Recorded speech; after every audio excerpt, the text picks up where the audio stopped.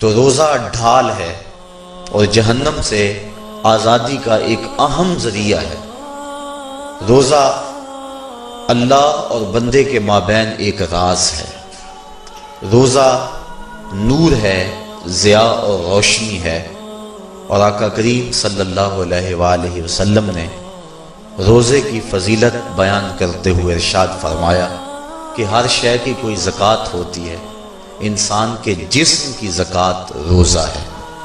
اگر روزہ رکھے گا تو جسم زکوٰۃ ادا کرے گا، جس طرح زکوٰۃ سے مال پاک ہوتا ہے، روزے سے جسم پاک ہو جاتا ہے۔ اور روزہ ویسے بھی انسان کے لیے شفا کا پیام ہے۔ فرمایا کہ سحری کھایا کرو، چونکہ سحری کے کھانے کے اندر بھی اللہ نے برکت رکھی ہے۔ تو یہ ماہ سیام اپنے دامن میں برکتیں لے کر، رحمتیں لے کر نازل ہوتا ہے۔ اس کا پہلا حصہ رحمت، درمیانی حصہ مغفرت، اور آخری حصہ جہنم سے آزادی کا مژدہ جاں فضا ہے۔ حدیث میں آتا ہے کہ اللہ نے میری امت کو رمضان المبارک کے روزے کے حوالے سے 5 چیزیں ایسی عطا کی ہیں جو اس سے قبل کسی امت کو نصیب نہیں ہوئی۔ ایک تو یہ کہ رمضان المبارک کے اندر روزہ رکھنے والے کے معدے سے جو بو نکلتی ہے، اللہ کو وہ مشک سے زیادہ محبوب ہے۔ دوسری بات کہ جب ماہ سیام آتا ہے تو شیاطین کو جکڑ دیا جاتا ہے۔ تیسری بات کہ روزے دار جب تک روزے میں رہتا ہے، فرشتے اس کے لیے مغفرت کی دعائیں کرتے رہتے ہیں۔ اور چوتھی بات، جب ماہ سیام کی آخری رات آتی ہے تو اس کے سارے گناہوں کو بخش دیا جاتا ہے اور اس کو جہنم سے آزادی کا پروانہ مل جاتا ہے۔ بلکہ ایک صحابی نے حضور سے عرض کی کہ آقا کریم، جو یہ جہنم سے آزادی کا پروانہ مومن کو ملتا ہے تو کیا یہ لیلۃ القدر کی رات ہے؟ تو آقا کریم نے فرمایا نہیں، جب مزدور اپنی مزدوری مکمل کرتا ہے، جب اس کی دہاڑی پوری ہو جاتی ہے تو پھر اس کو اس کا مالک کچھ دیتا ہے، تو یہ جو اس کو بخشش اور مغفرت کا مژدہ جاں فضا دیا جاتا ہے، یہ اس کی مزدوری ہے۔ اور فرمایا کہ جو لیلۃ القدر کی برکتیں اس کو حاصل ہوتی ہیں، یہ اس کے علاوہ ہیں۔ اور یہ اللہ تعالیٰ جل شانہ نے خاص کرم نوازی فرمائی بندہ مومن پر کہ اس کو یہ بابرکت رات عطا فرمائی۔ اور 5ویں فضیلت جو اس کو دی گئی، روزہ دار کو اور حضور سے قبل جو امتوں میں لوگ روزے رکھتے تھے، یہ فضیلتیں ان کو نہیں عطا کی گئی۔ جنت کو پورا ماہ مومن کے لیے آراستہ و پیراستہ کیا جاتا ہے۔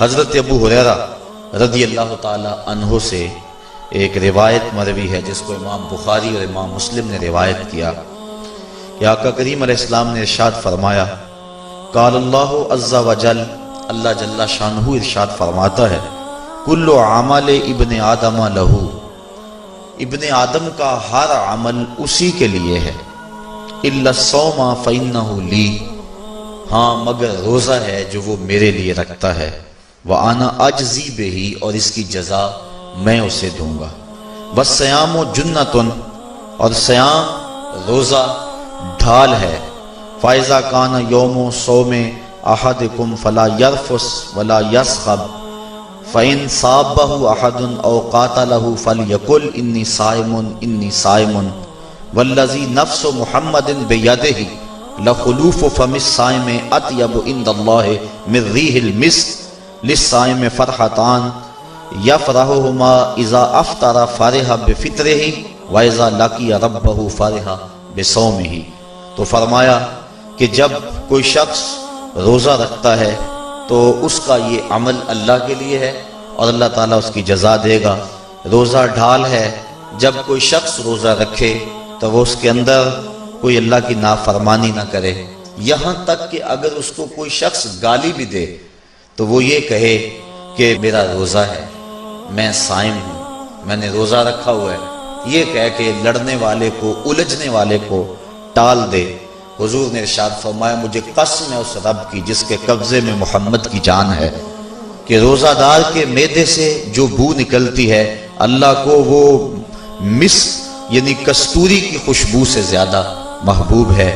اور روزہ دار کے لیے دو خوشیاں ہیں، ایک خوشی اس کو اس وقت ملتی ہے جب وہ روزہ افطار کرتا ہے، اور دوسری خوشی اس کو اس وقت ملتی ہے جب اس روزے کے صلے میں اسے اپنے رب کا دیدار نصیب ہوگا۔ یہ بات ذہن میں رکھیں کہ اس دنیا پر سب سے بڑی دولت جو حضرت انسان کو دی گئی ہے وہ دولت ایمان ہے، اور قیامت کے دن سب سے بڑی دولت جو اہل ایمان کو دی جائے گی وہ اللہ تعالیٰ کا دیدار ہوگا۔ جنت کے حور و قصور، جنت کے محلات، جنت کی اعلی نصب نعمتیں، دنیا کی کوئی دولت اور دنیا کی کوئی نعمت جنت کی کسی نعمت کا مقابلہ نہیں کر سکتی، لیکن جنت والے جنت میں جا کر جس نعمت کو سب سے بڑا سمجھیں گے، اور وہ ہوگی بھی حقیقت میں سب سے بڑی نعمت، ایسی نعمت کہ اس نعمت کے ملنے پہ باقی ساری نعمتوں کو بھول جائیں گے، وہ یہ ہے کہ رب اپنے رخ کرم سے پردہ ہٹا دے گا اور ان کو اپنا دیدار عطا فرما دے گا۔ تو یہ سب سے بڑی دولت جو مومن کو آخرت میں نصیب ہوگی یہ روزے کے صلے میں نصیب ہوگی۔ یہ روزے کا وہ ثمر ہے، یہ روزے کا وہ پھل ہے جو اللہ اہل ایمان کو قیامت کے دن عطا فرمائے گا۔